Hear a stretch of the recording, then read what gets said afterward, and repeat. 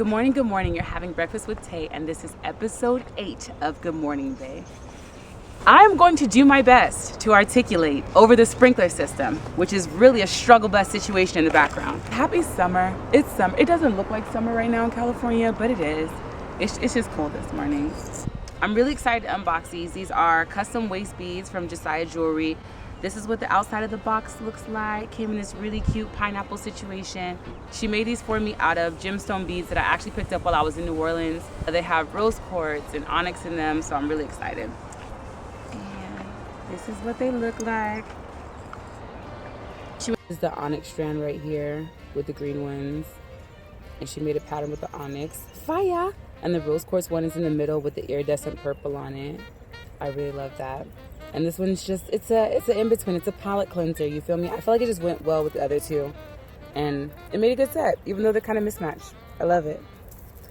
So, oh, the significance of waist beads. I'm going to just tell y'all what I've heard about waist beads. Not to be confused with Santeria Ifa beads, which are about the same size and worn around your neck. They're not the same thing, even though they do look similar. They have no religious connotation.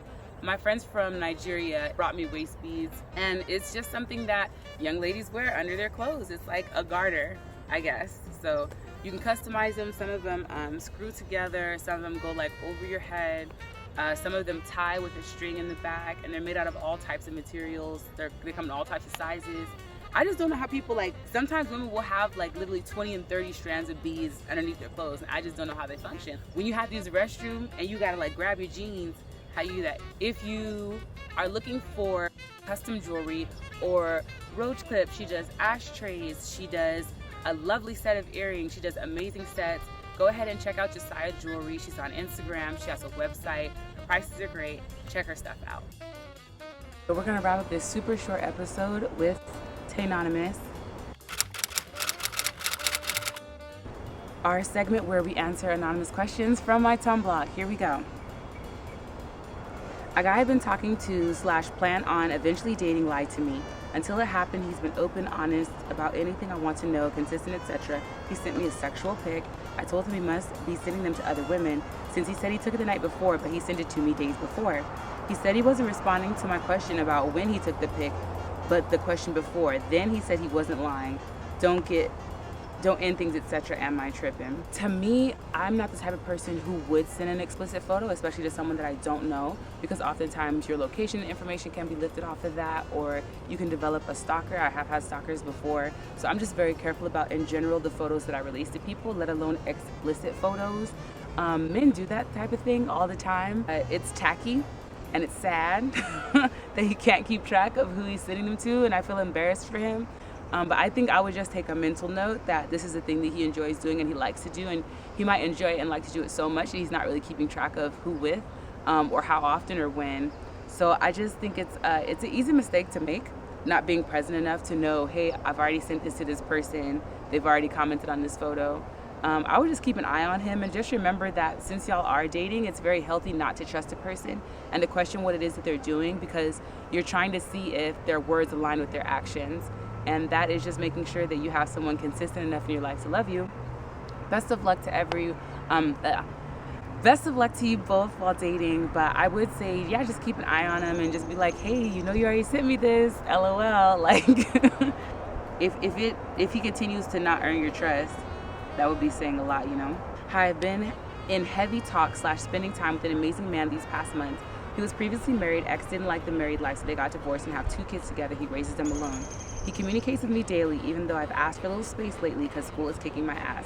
But he understands, still gets at me. He's really into me, and I really like him too, but an ex-wife and 2 kids is new for me. My sis told me to run. Shaking my head, you got any advice? So this is how I would broach this subject, because I do think that you and him should both be talking about what it is that your future looks like. When it comes to children, you can't really afford to just date for the hell of it. It actually becomes pretty serious pretty quick. So I think that you and him should both talk about boundaries and timelines and what he envisions for the future and what you envision for the future. And I think that you should spend time alone with yourself to really see if that's compatible for you. Do I really want to be a stepmom on the fourth date, the fourth time I'm seeing this person? Do I really want to not be able to spend the night over their house because their kids are waking me up in the morning, or they're old enough to talk back to me and sass me in the morning over breakfast? So you just have to know what you're working towards and align yourself with that person so that you're both working towards the same thing, and then y'all can kind of outline challenges and ally to overcome them. But I don't think that you should just follow someone's arbitrary advice because they wouldn't date a man with kids. At this age, I'm about to be 30, y'all, on July 3rd, but at this age, you really can't expect for people to, A, not be serious about their relationships or to not have children. So it's to be expected. It comes with the territory, perfectly normal stuff. No reason to be scared. Don't be scared. You were scared, huh? Don't be scared. Don't be scared. The next one says, what does it mean if a man says, that's why I fell for you? I have never been in a real relationship, and the man who's been pursuing me told me this yesterday. I'm sure it's a good thing, but I asked no questions because I didn't want to kill the vibe, LOL. So there is, to me, I don't really feel like I can kill the vibe by being honest in my relationship. Like, if the vibe of my relationship does not allow for me to ask him questions or just get clear on what's happening, then I don't vibe with my relationship. I don't want to do that. I think you should get very comfortable being clear with him and asking questions when you're not clear. It should be okay to be like, what does that mean, you're falling for me? Like, are you trying to be cute? Are you just joking? Because I take that kind of serious. Let him know where you're at. And also, I get the idea, and I could be wrong, that y'all texted this, just because when I read it out loud, I was like, if someone was on the phone and like, I'm developing feelings for you, I would have immediately had a reaction with a question. What does that mean? Or what do you mean by that? Like, feelings, is that so? Like, okay, real feelings, come on in the room, real feelings. I would have had some type of reaction.